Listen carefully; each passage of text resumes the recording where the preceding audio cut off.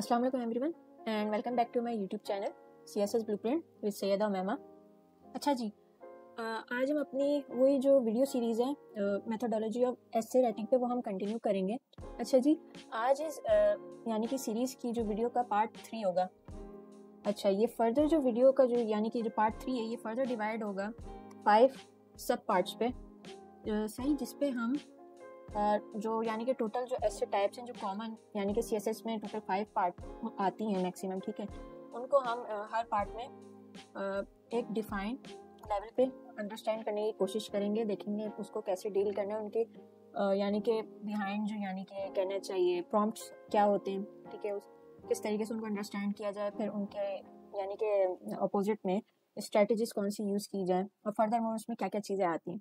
तो without any further ado let's move on. अच्छा जी, सबसे पहले हमने ऐसे टाइप्स अगर हम यहाँ पे नज़र दौड़ाएं तो हमारे पास नंबर 1 पे आ जाती है एक्सपोजिटरी एसेस, फिर आपके पास आ जाते हैं पर्सुएसिव आ जाती है, फिर उसके बाद आपके पास थर्ड पे एनालिटिकल एसेस आ जाते हैं, फोर्थ पे आर्गुमेंटेटिव एंड 5 पे आपके पास प्रोवर्बियल फ्रेज जिस वाले एसेस आ जाते हैं। इसमें आपके पास idioms and different types of यानी कि सेइंग्स और मैक्सिम्स वाले एसेस भी आ जाते हैं, ठीक है। चलें, जो आज की जो वीडियो है वो हमारी पूरी एक्सपोजिटरी एसे के यानी कि रिगार्ड रिवॉल्व करेगी। तो सबसे पहले देखते हैं कि एक एक्सपोजिटरी एसे है क्या, ठीक है। तो अगर हम यहाँ पे ज़रा इसको लाइन को पढ़ें, इन लाइंस को, तो एक्सपोजिटरी एसे जो होता है वो एक नॉन फिक्शन फॉर्म होती है राइटिंग की, ठीक है, जिसमें हम क्या काम कर रहे होते हैं, जिसमें हम किसी चीज़ को यानी कि जो प्रोवाइडेड टॉपिक होता है उसको हम एक्सप्लेन करते हैं, डिस्क्राइब करते हैं, क्लैरिफाई करते हैं और डिफाइन करते हैं, ठीक है, किस तरीके से straight with reference to straight forwardness और उसके साथ साथ लॉजिकल मैनर में, सही। अब यहाँ पे भी कोई भी टॉपिक यानी कि आपको दिया गया है जैसे पेपर में, ठीक है, लेट्स अज्यूम टॉपिक 1 है हमारा, जिसमें कहते हैं causes behind rapid change in temperature in Pakistan, ठीक है। ये तो अभी मैंने ऑन द स्पॉट एक टॉपिक बनाया, वैसे ऐसे जितने सिंप्लीफाइड टॉपिक आते नहीं है, ठीक है। तो इसमें जो यानी कि सबसे पहले अगर हम देखें तो ये एक्सपोजिटरी ऐसे हो जाता है कि हमें सबसे पहले जो आइडेंटिफिकेशन मार्क हमारे यहाँ पे बनता है वो ये बनता है, एक जो सबसे आगे जाके हम देखेंगे तो ये होता है कि जो आपका जो एक्सपोजिटरी ऐसे होता है वो सब यानी कि कॉजेस और उसके साथ साथ डिफरेंट चीज़ों के ऊपर आपको एक्सप्लेनेशन प्रोवाइड करने के लिए कहता है, आपको डिस्क्रिप्शन प्रोवाइड करने के लिए कहता है। उसके साथ साथ जब आप ये एक्सप्लेनेशन और डिस्क्रिप्शन प्लस क्लैरिफिकेशन ऐड करते हैं तो यहाँ पे आपके ऊपर एक चीज़ और आयद होती चली जाती है कि आपको इसको फर्दर और इस चीज़ को आगे और डिफाइन करना पड़ता है, कैसे सूटेबल आपके पास जो रेफरेंसेस होते हैं और उसके अलावा एविडेंसेस होते हैं, ठीक है, और जो आपके पास फर्दर डेटा होता है उसके थ्रू आप ये इस यानी कि जो पूरा टॉपिक होता है इसको आप आगे डिफाइन करते चले जाते हैं। ये आपकी एक्सपोजिटरी ऐसे की टाइप हो जाती है, ठीक है। अच्छा जी, इसके बाद अगर हम सेकेंड यानी कि इसका पॉइंट पढ़ें तो वो बोलता है कि एक्सपोजिटरी का ये भी काम होता है कि वो इन्फॉर्म करता है, एक्सप्लेन करता है, एजुकेट करता है, किसको, आपके रीडर को, विद रिस्पेक्ट टू क्या, फैक्ट्स, लॉजिक, एग्जाम्पल्स, सही। फैक्ट्स, लॉजिक एंड एग्जाम्पल्स वो कौन से होते हैं, तो वो होते हैं जो आपके टॉपिक से रिलेट कर रहे होते हैं। ये प्रेजेंट ये यानी कि जब आप ऐसे लिख रहे होते हैं, जब आप ये चीज़ें ये जो आपकी होती है तीनों चीज़ें जब आप उसमें ऐड करते हैं, ठीक है, अपने ऐसे में, तो ये जो आपका यानी कि एग्जामिनर होता है, जो पढ़ने वाला होता है रीडर, वो उसको बता देती है कि भाई ये टॉपिक हमारा इस ये कॉजेज है, इसके पीछे जैसे कि टोटल 4 आपके प्रॉब्लम्स आ गए, ठीक है, कॉजेज, सही, और इनके ये फर्दर यानी कि इम्पैक्ट हो रहे हैं वो भी आप 4 बता दें या जितने भी आ गए।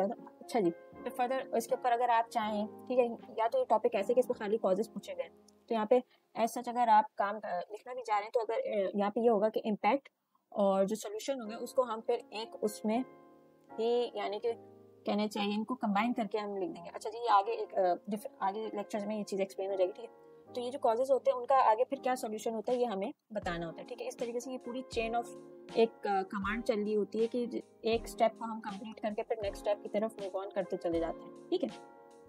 अच्छा जी, ये हो गई, हमने इस पे बात कर ली, ये तो हमने एक्सप्लेन कर लिया कि एक्सपोजिटरी ऐसे होता क्या है, ठीक है।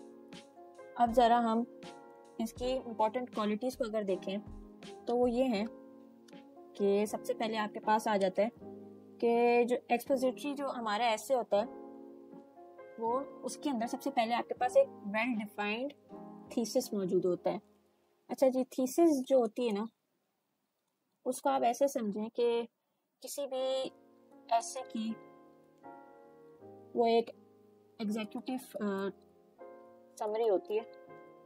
जैसे कि हम यूनिवर्सिटी में रिपोर्ट्स वगैरह या रिसर्च नहीं करते, जो हमें हर उसमें जब रिपोर्ट हम प्रेजेंट कर रहे होते तो एक शॉर्ट समरी देनी होती है, ऐसे के अंदर वो ये थीसिस काम कर रहा होता है सारा। इस एग्जीक्यूटिव समरी का काम ये थीसिस कर रहा होता है। इसमें आपको सारा बताना होता है, ठीक है, with in a couple of sentences कि आपने किस चीज़ के ऊपर आप बात कर रहे हैं, पॉइंट आपका क्या है, क्या मुद्दा है, ठीक है, और जो चीज़ पूछी गई है कि आप वो किस तरीके से एक्सप्लेन कर रहे हैं, और उसको पूरा कंप्लीट एक्सप्लेन करने के लिए जो आप यानी कि स्ट्रक्चर डाल लें, ठीक है, वो भी इसमें एक्सप्लेन किया हुआ होता है, ठीक है। चलिए जी, पॉइंट ए की तरफ वापस आते हैं। तो वेल डिफाइंड थीसिस है, सही। यहाँ पे ये होता है कि हर एक्सपोजिटरी ऐसे के पास क्लियर फोकस थीसिस स्टेटमेंट होती है, ठीक है। वही सारी बात एक्सप्लेन्ड वेल और स्ट्रक्चर प्रॉपर्ली इंट्रोड्यूस हो तो एक क्लियर और फोकस थीसिस स्टेटमेंट ऑटोमेटिकली बनती चली जाती है।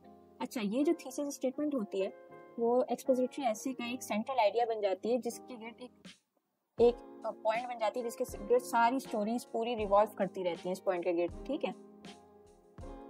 इसके बाद ये जो थीसिस होता है ये स्पेसिफिक होना चाहिए, कंसाइज होना चाहिए, डायरेक्ट होना चाहिए। वही जो बात की जा रही है, जो ऐसे में यानी कि जो टॉपिक है, जो उससे क्वेश्चन किया गया, उसको डायरेक्ट हिट आप करके, जब डायरेक्ट हिट करते हैं उस विया स्ट्रक्चर एंड एक्सप्लेनेशन के, ठीक है, ये काम आपका थीसिस कर रहा होता है, ठीक है। स्टार्टिंग में ही एट द इंट्रोडक्शन पार्ट आप ये सारी चीज़ें विया थीसिस आप एक्सप्लेन कर देते हैं, ठीक है, कैसे में बॉडी में आगे क्या होने वाला है, फिर कंक्लूजन में क्या होगा, ये सब आपका थीसिस एक्सप्लेन कर होता है। अच्छा जी, इसके बाद जब हम पॉइंट बी की तरफ आते हैं, ठीक है, तो यहाँ पे जो एक्सपोजिटरी एसेस में देखा जाता है वो ये देखा जाता है कि एविडेंसेस जो होते हैं हर चीज़ को, हर यानी कि जो आप आर्ग्यूमेंट प्रेजेंट कर रहे होते हैं उसको बैक कर रहा होता है, ठीक है।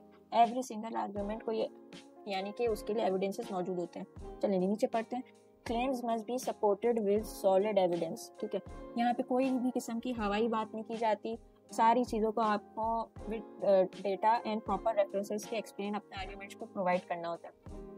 उसके बाद इसमें लिखा है कि use facts, statistics, examples, expert opinion and logical reasoning. ये चीज़ें आपकी जो होती हैं ये एविडेंसेस के तौर पे इस्तेमाल की जा रही होती। और साथ ही साथ एक्सपोजिटरी ऐसे में सबसे ज़्यादा जो बेसलेस यानी कि स्टेटमेंट्स होती हैं और पर्सनल इमोशंस होते हैं उनकी कोई जगह नहीं होती।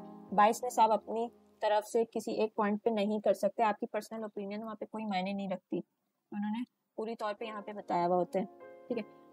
इसके बाद जब हम इसके सी पॉइंट की तरफ देखें तो एक्सपोजिटरी ऐसे होते हैं वो कंसाइज टू द पॉइंट, ठीक है, और उसके अलावा उसमें एज सच कोई एक्स्ट्रा लफाजियत नहीं होती, ठीक है। जैसे कि बाद स्टूडेंट लंबा करने के लिए एक्स्ट्रा वर्ड्स डाल देते हैं जिनका वहाँ पे कोई सेंस नहीं बन रहा होता है, ठीक है। तो वही बात उसने की कि क्लियर प्रिसाइज लैंग्वेज इज की, ठीक है। फिर इसके बाद यहाँ पे नो अननेसेसरी फ्लफ और ओवरली कॉम्प्लेक्स लैंग्वेज, वही बात एक्स्ट्रा लफाजियत की कोई ज़रूरत नहीं होती। यहाँ पे clarity, brevity and direct communication किससे, आपका एग्जामिनर से, स्टार्टिंग में ही विया आउटलाइन और उसके बाद आपकी थीसिस स्टेटमेंट के बन जाना चाहिए, ठीक है। अच्छा जी, अब इसके बाद अगर हम देखें तो ये हमारे पास टाइप्स ऑफ एक्सपोजिटरी राइटिंग आ जाती हैं। ऐसे के अंदर कितनी टाइप्स आती हैं, ठीक है, राइटिंग की। तो अगर हम स्टार्ट करें तो टोटल 6 आती हैं। सबसे पहले ये सब टाइप्स ऑफ एसेज होती हैं, ठीक है, एक्सपोजिटरी की, जिसमें हमारे पास सबसे पहले जो आता है वो कंपेयर एंड कंट्रास्ट आ जाते हैं। यहाँ पे सिमिलैरिटीज़ और डिफरेंसेस जो होती हैं, डिससिमिलैरिटीज़ होती हैं, उनको हम यानी कि कंपेयर कर रहे होते हैं और फिर बता एक दूसरे के साथ कि क्या किस पॉइंट पे चीज़ एक दूसरे से बिल्कुल सेम है।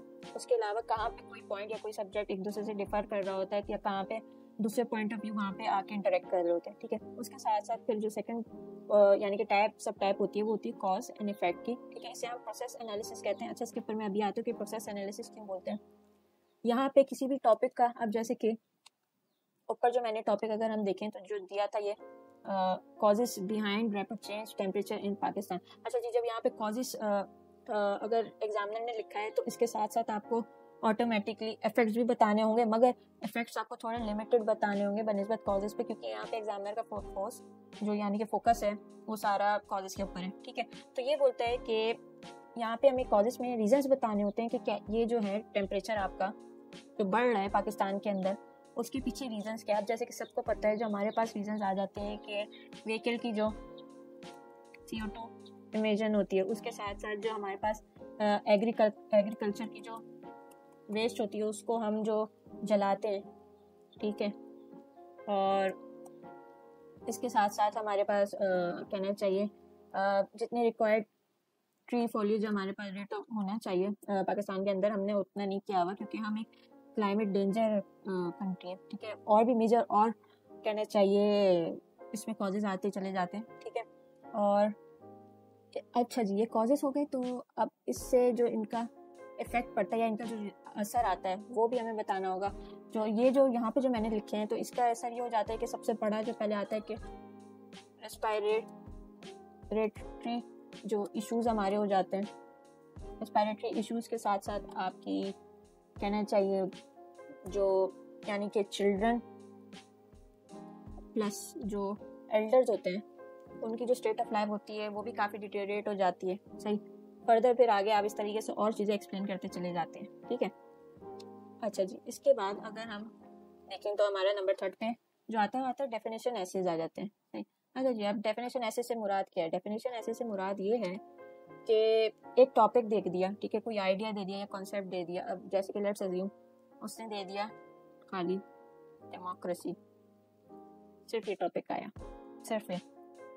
अब ये डेमोक्रेसी की, अब जैसे कि पता है कि ये एक कॉन्सेप्ट है, ठीक है, सबको पता है, इसके भी इसके साथ कॉन्सेप्ट है। जब कॉन्सेप्ट है तो इसमें आपके पास डेफिनेशन भी हाइड हो सकती है, इसको आप डिफाइन कर सकते हैं, बता सकते हैं कि भाई डेमोक्रेसी कैसे यानी कि इसकी डेफिनेशन क्या है, उसके साथ साथ इसके बिहाइंड की ओरिजिन थ्योरी क्या है, इसका आइडिया क्या है इस कॉन्सेप्ट का, और उस आइडिया के साथ साथ इसके प्रोज एंड कॉन्स। ये डेफिनेशन ऐसे होते हैं कि डिफाइन करना किसी भी एक टॉपिक को या कॉन्सेप्ट को कम्प्लीटली। ठीक है, अब इसके बाद नंबर अगर 4 पे हम देखें तो हमारे पास आ जाते हैं डिस्क्रिप्टिव एसेस। ठीक है, डिस्क्रिप्टिव एसेस जो होते हैं वो एक तरीके से यहाँ पे अगर हम पढ़ें तो paints a vivid picture of a person, place, thing और इवेंट थ्रू फैक्चुअल डिस्क्रिप्शन। कोई भी यानी कि इवेंट हो रहा है, अब जैसे कि मैंने एक इवेंट ले लिया कि fall out of 9/11 on Pakistan. ये मैंने अपने डिस्क्रिप्टिव उससे मैंने ये कनेक्ट किया। ठीक है, ऐसे से ये टॉपिक बनाया। ठीक, तो अब ये जो है ये एक इवेंट हुआ 9/11 का, जैसे सबको पता है। ये इसके जो फॉल आउट यानी कि इसके जो फॉल आउट यानी कि इम्पैक्ट्स जो है वो क्या बने, इसकी हम यानी कि इन डेप्थ एक्सप्लेनेशन प्रोवाइड करेंगे। सही, कि जब 9/11 हुआ कि किस तरीके से जो यानी कि US में रहने वाले हमारे पाकिस्तानी सिटीजन्स थे, ठीक है, इमिग्रेंट्स जो यहाँ से बाहर इमिग्रेंट गए थे, जो कुछ प्रॉपर चैनल्स के थ्रू गए थे, उनके साथ क्या किया गया। ठीक है, उसके बाद फिर पाकिस्तान की वॉर ऑन टेरर जो आफ्टर 9/11 हुई, उसमें क्या पाकिस्तान ने उसका यानी कि हाथ था।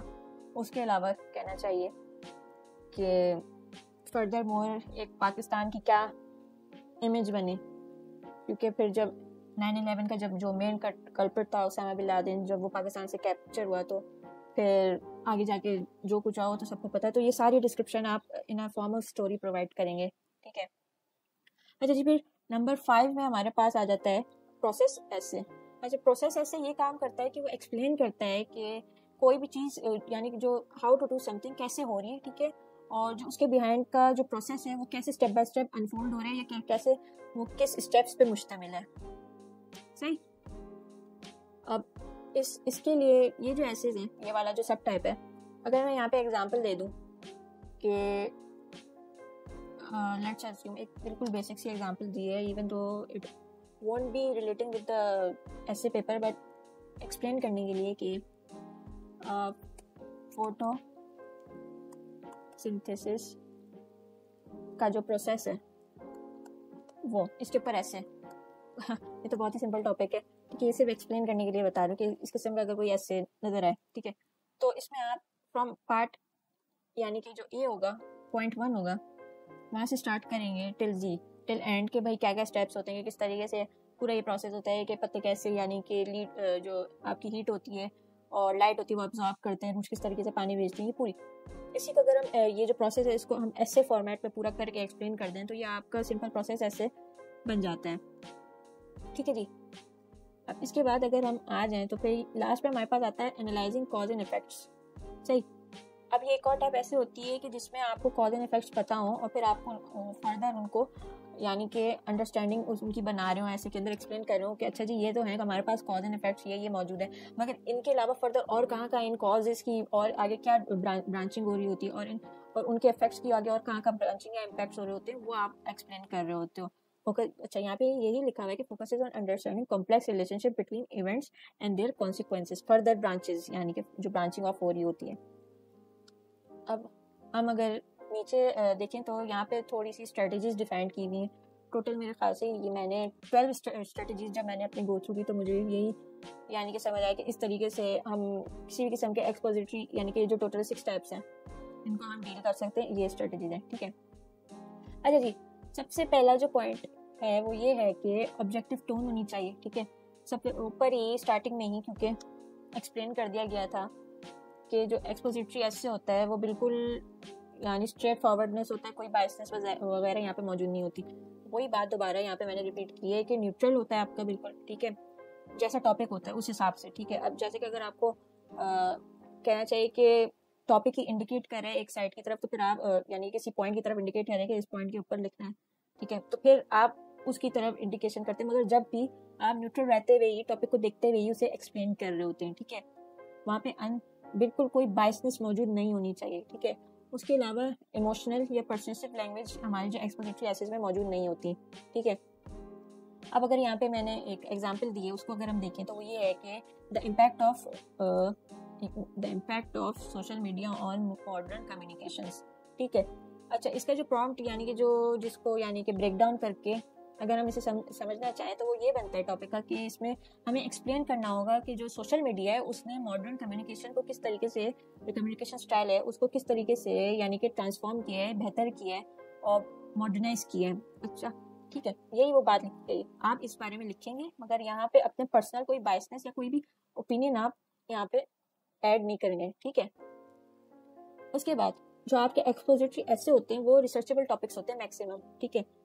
अगर हम देखें तो मैं जितने भी अभी तक ऊपर मैंने टॉपिक्स डिस्कस किए हैं वो साइंटिफिक टॉपिक्स होते हैं, उसके अलावा ट्रेंड्स वाले टॉपिक्स होते हैं, करंट अफेयर्स वाले टॉपिक्स होते हैं, और वो टॉपिक्स होते हैं जिनके ऊपर आपको पुराना डेटा अवेलेबल है और फर्दर आप उनके ऊपर रिसर्च कर सकते हैं, ठीक है।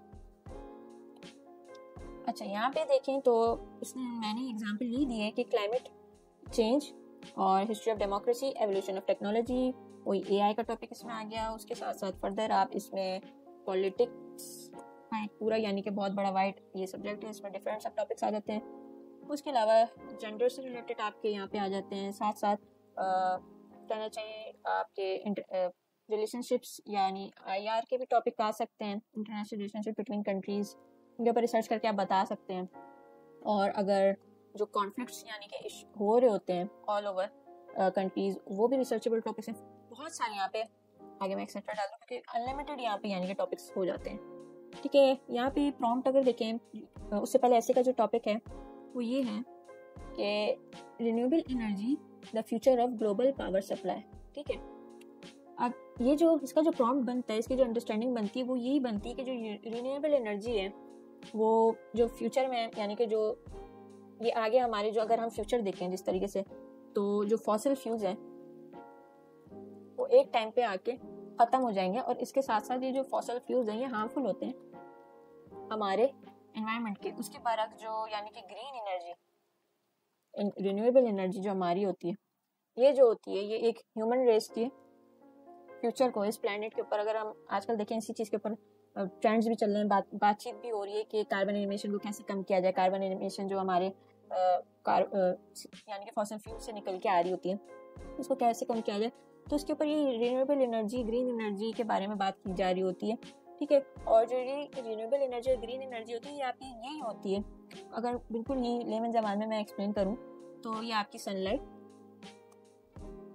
आपकी एयर, आपकी वाटर एंड फर्दर जो नेचुरल रिसोर्सेज से निकल रही होती हैं, ठीक है। तो यहाँ पे आपका जो प्रॉम्प्ट बनेगा वो ये होगा कि आप डिफरेंट फॉर्म्स ऑफ जो रिन्यूएबल एनर्जी, जैसे कि मैंने ये 3 अभी बता दी, इसके अलावा भी और हैं, इनको आप एक्सप्लेन करेंगे, ठीक है, डिस्क्राइब करेंगे। उसके साथ साथ इनकी जो पोटेंशियल्स हैं, ठीक है, जो यानी कि इनके अंदर जो ताकत है एक तरीके से जो कार्बन एमिशन को ख़त्म करने वाली, सही है, इसको ख़त्म करने वाली इनके अंदर जो ताकत है, ठीक है, इसको आप बताएंगे, एक्सप्लेन करेंगे और बताएंगे कि ये फॉसिल फ्यूल्स को किस तरीके से अगर ये रिप्लेस करें तो क्या क्या आपके पॉजिटिव इम्पैक्ट्स हो सकते हैं, ठीक है।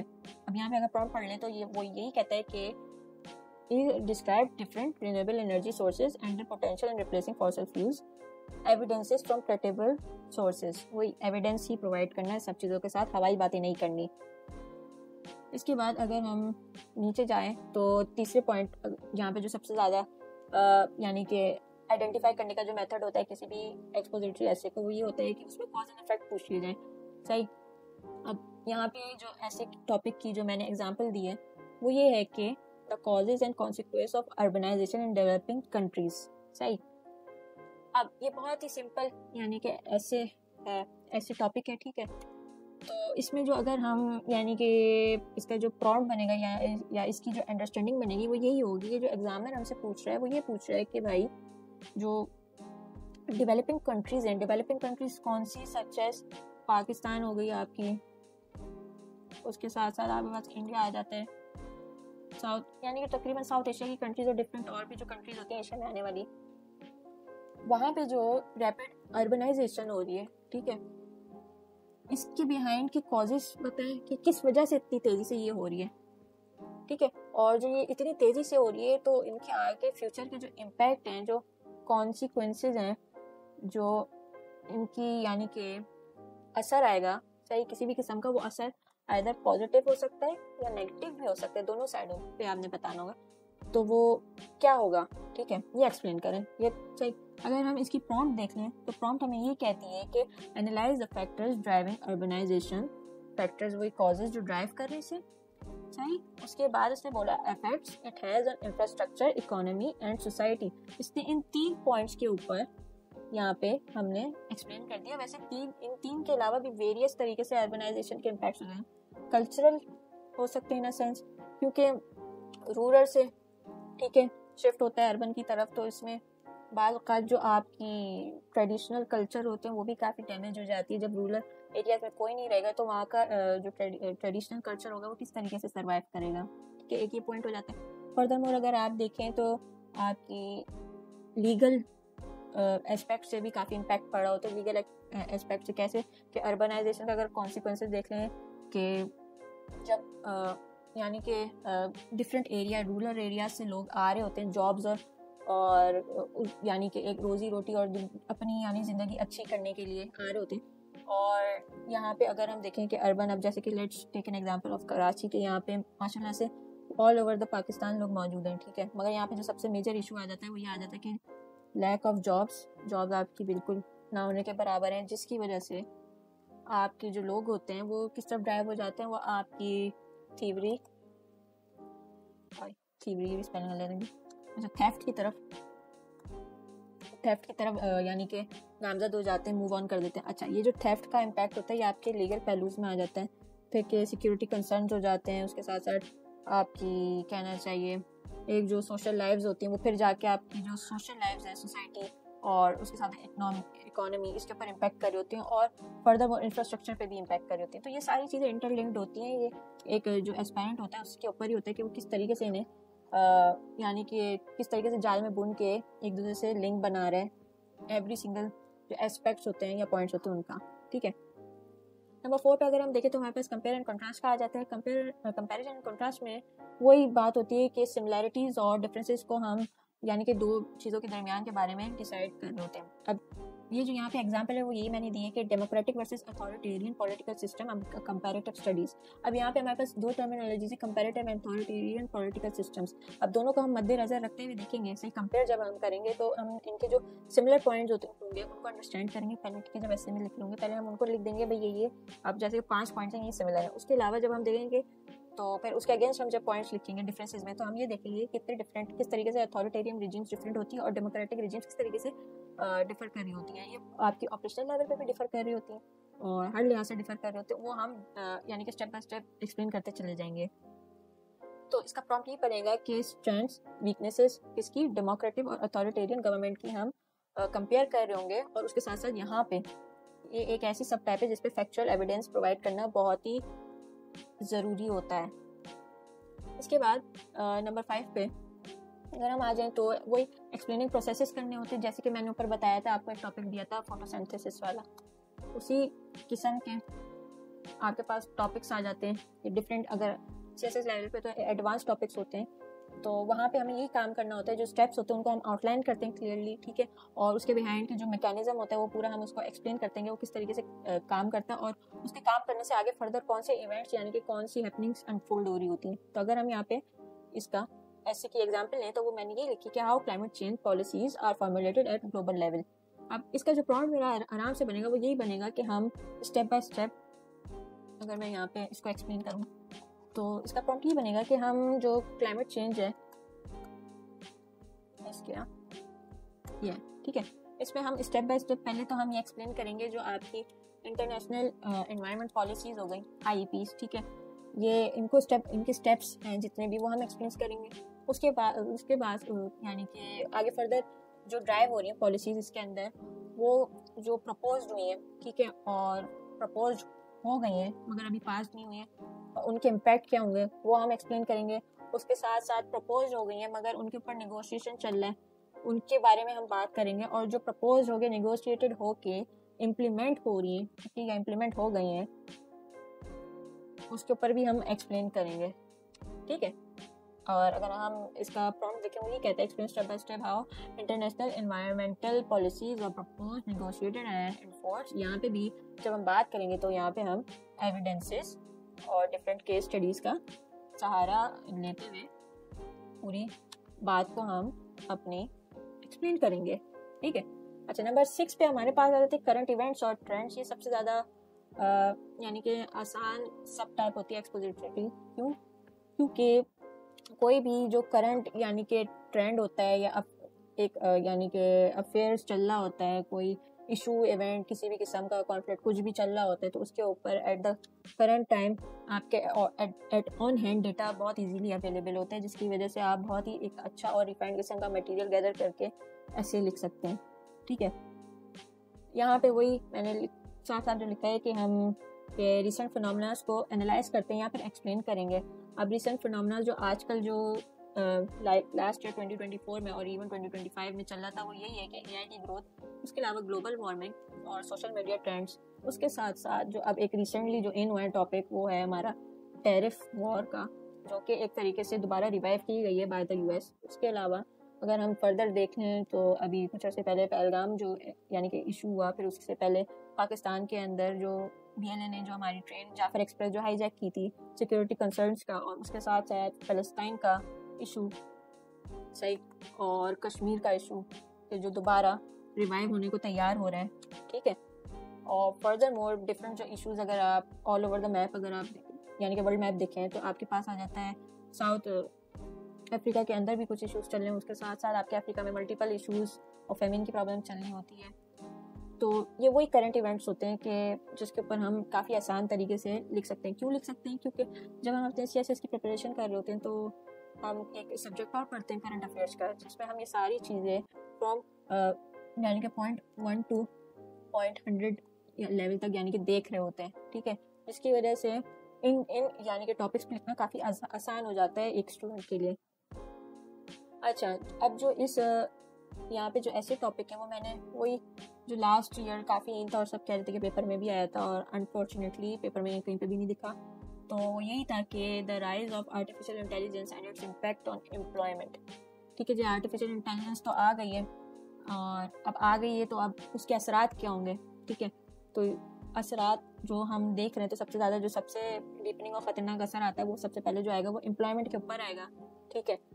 तो इसके ऊपर हम किस तरीके से करेंगे, सबसे पहले तो हम आर्टिफिशियल एआई जो है उसको एक्सप्लेन करेंगे, उसकी डेफिनेशन होगी, कॉन्सेप्ट को एक्सप्लेन करेंगे, किस तरीके से आया, इन्वॉल्व कैसे हुआ, ओरिजिन थ्योरी उसकी बेसिकली हम देंगे। उसके बाद उसकी एडवांसमेंट जो अब हो गई है इन रिसेंट ईयर्स, उसके ऊपर हम बात करेंगे, डिस्कशन करेंगे।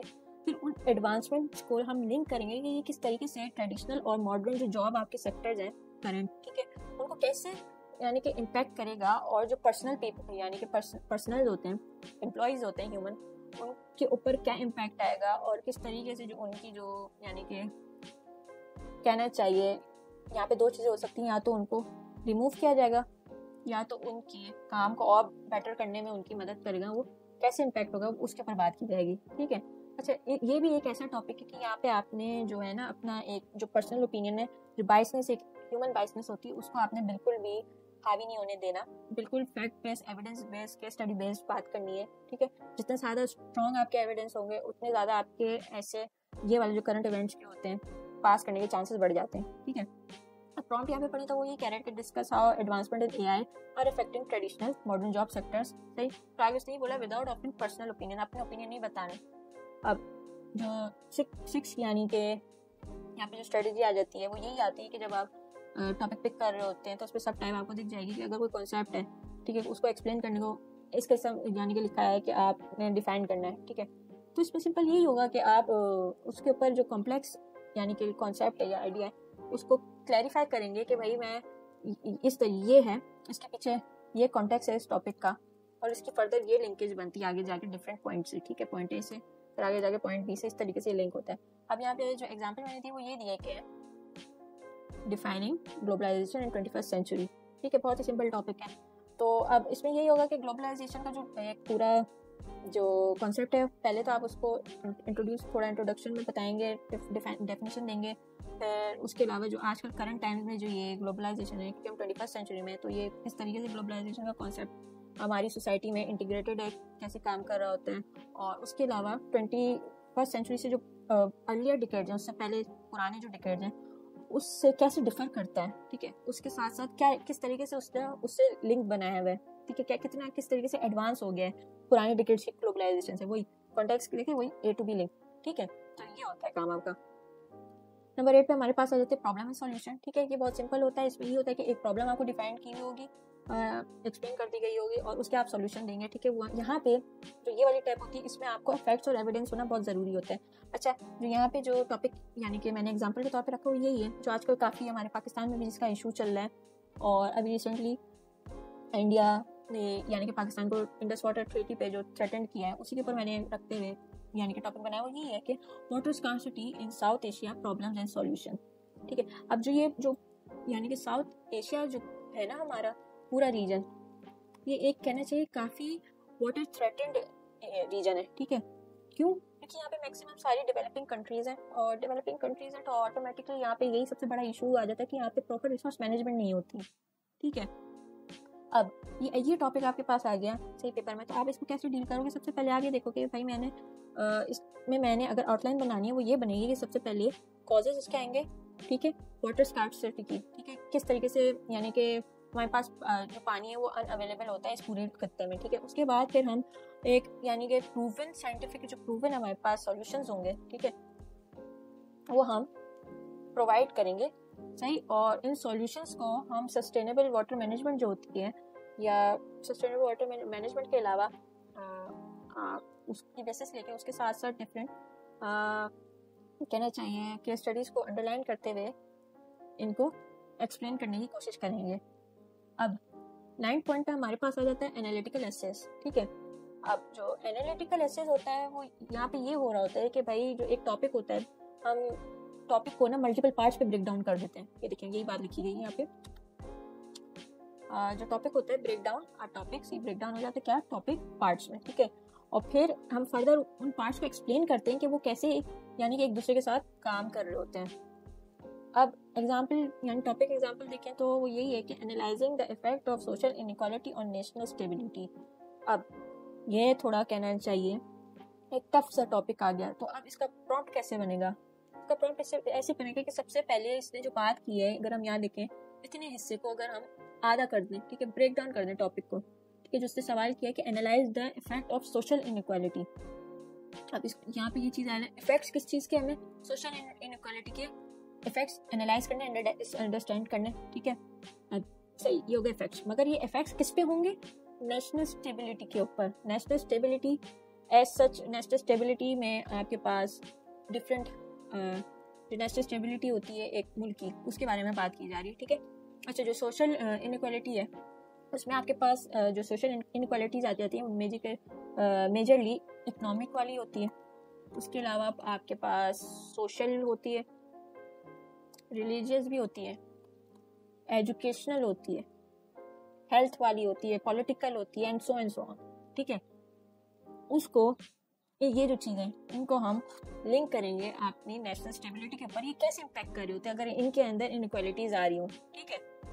तो वही नेशनल स्टेबिलिटी आपकी, वही नेशनल अनरेस्ट यानी तसादुम, जंग, लड़ाई झगड़ा अपने मुल्क के अंदर ही इन्हीं चीज़ों में। तो सिंपल इज दैट। अगर हम इसका प्रॉम्प्ट देखें, वो भी ये कहते हैं, analyse how different aspects of social inequality, economic, educational and political contribute to national unrest. अब इसके बाद हमारे पास आ जाता है नंबर 10 पे हिस्टोरिकल एसेज। वैसे इस किस्म के एसेज पेपर में नहीं आते, ठीक है, मगर फिर भी अंदाजे के लिए, समझाने के लिए, एक आपको अवेयर करने के लिए ये मैं एक्सप्लेन कर रहा हूँ। तो अगर इसमें यही होते हैं कि ये हिस्टोरिकल इवेंट्स के ऊपर बात कर रहे होते हैं। अच्छा, जब हिस्टोरिकल इवेंट्स के ऊपर बात हो रही होती है तो इसमें कॉजेस, इम्पैक्ट्स और इम्पोर्टेंट फिगर्स के ऊपर हम ज़्यादा लाइट डाल रहे होते हैं, और यहाँ पे हर चीज़ का फैक्चुअली यानी कि जो होता है ना, सही होना बहुत ज़रूरी होता है, ठीक है। तो यहाँ पे जो एग्जाम्पल मेरे जहन में जो आई थी लेक्चर्स बनाते हुए, यही आई थी कि अगर देखें तो the causes of the fall of the Mughal empire, इनकी हमने क्या कॉजेज थी कि इनका डाउनफॉल किस वजह से हुआ।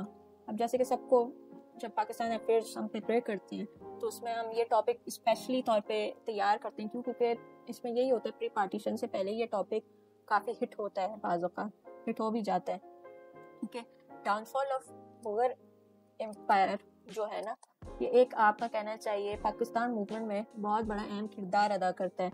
इस डाउनफॉल की वजह से आपकी 1857 की जंग होती है, तो 1857 की जो इंडिपेंडेंस जंग होती है, जब उसमें जो हमारे सब कॉन्टिनेंट के लोग होते हैं, जब वो ब्रिटिशर्स के हार का सामना यानी कि उनको होता है, तो यहाँ से आपका जो होता है ना, इस टाइम लाइन से आपका ब्रिटिश राज जो होता है वो इम्पोज हो जाता है, और फिर ये सारी आपकी स्ट्रगल इस पॉइंट से स्टार्ट होती है, एक पूरी ये चेन बनती चली जाती है कि पाकिस्तान अफेयर्स में सब पढ़ते हैं। अच्छा जी, काफ़ी मैंने दूसरे टॉपिक के ऊपर यानी कि एक्स्ट्रा टाइम दे दिया। तो अगर हम यहाँ पे इसका प्रॉम्प्ट देखें तो वो यही बनेगा, इंटरनल एक्सटर्नल अफेयर्स यानी जो फैक्टर्स होते हैं और कंट्रीब्यूटिंग फोर्सेज होती हैं, उनके ऊपर हम बात करेंगे।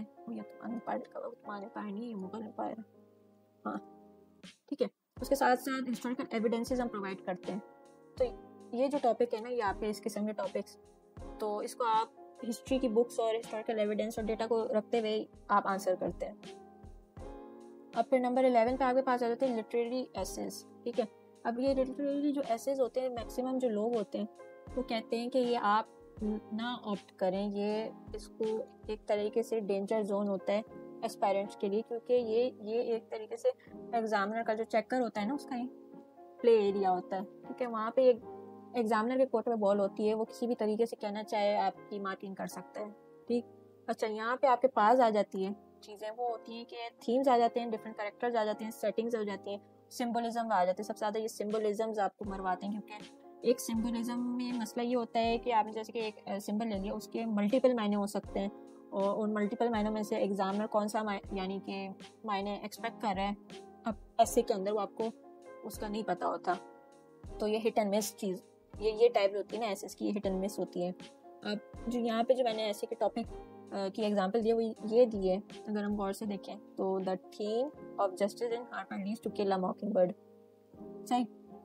अब यहाँ पे जो प्रॉम्प्ट बनेगा वो ये बनेगा कि हमें जो है एनालाइज करना है, जो जस्टिस का जो थीम है, वो ये जो हार्पर ली की जो किताब है टू किल अ मॉकिंगबर्ड, इस नॉवल में किस तरीके से डेवलप हो रहा होता है। मगर यहाँ पे एक जो नई चीज़ आ जाती है वो ये आ जाती है कि इसी नॉवल में से आपको एग्जाम्पल्स उसकी टेक्स्ट के निकाल के पेश करने होंगे, ठीक है, ये एक और बड़ा महाज बन जाता है। यहाँ पे एक्सटर्नल जो हमारे पास डेटा होता है वो आप यहाँ पे ऐड नहीं कर सकते, ठीक है। लास्टली साइंटिफिक एक्सप्लेनेशंस होते हैं, ठीक है। तो इस किस्म के तो खैर ऐसे बिल्कुल भी नहीं आते, मगर फिर भी for awareness, for better understanding के लिए ये मैंने एक्सप्लेन किया है। तो यहाँ पे ये होता है कि जो साइंटिफिक कॉन्सेप्ट्स होते हैं वो आप एक्सप्लेन कर रहे होते हो, ठीक है। अच्छा, इन साइंटिफिक कॉन्सेप्ट्स में आपके पास डिस्कवरीज भी आ जाती हैं, फिनोमेनाज आ जाते हैं। तो कौन से वाले फिनोमेनाज होते हैं? जो लॉजिकल और रिसर्च बेस्ड फैक्ट्स के ऊपर होते हैं, ठीक है। अब यहाँ पे एक ऐसे का टॉपिक जो यानी कि मेरी नज़र से कुछ अर्से पहले गुजरा था, जिसके ऊपर काफ़ी काम भी चल रहा है, वो ये था कि the role of CRI SPR technology in modern genetic engineering. अब सबसे पहले तो आपका दिमाग घूम गया होगा कि भाई ये CRI SPR टेक्नोलॉजी क्या है, ठीक है। इसका जो यानी कि जो फुल फॉर्म है वो तो आप इंटरनेट से निकालेंगे, क्योंकि मेरे भी ध्यान से निकल जाते हैं, मगर इसका जो मेन कोर आइडिया है वो ये है कि कहना चाहिए कि जेनेटिक इंजीनियरिंग कर रही होती किस चीज़ की? ये आपकी क्रॉप्स की, एग्रीकल्चर में से मेजरली, कि जो आपके हाइब्रिड यानी कि सीड्स होते हैं, और उसके साथ साथ जो लोग यानी कम टाइम पे जल्दी प्रोडक्ट को प्रोड्यूस कर दें और ज़्यादा यील्ड करें, उसके ऊपर ये टॉपिक है पूरा, ठीक है। सही। अच्छा, जो इसका प्रॉम्प्ट बनेगा वो यही बनेगा कि ये जो टेक्नोलॉजी है किस तरीके से काम करेगी, उसकी एक्सप्लेनेशन आप देंगे। उसके साथ साथ जो इसकी जो पोटेंशियल यानी कि आगे इम्पैक्ट होगा किसके ऊपर? एग्रीकल्चर पे, ठीक है, क्योंकि मैंने विद रिस्पेक्ट टू एग्रीकल्चर ही पढ़ा था, तो ये एग्रीकल्चर के ऊपर इम्पैक्ट कैसे होगा। उसके अलावा ये जो टेक्नोलॉजी है मेडिकल एस्पेक्ट्स में भी इस्तेमाल की जा रही है, ठीक है।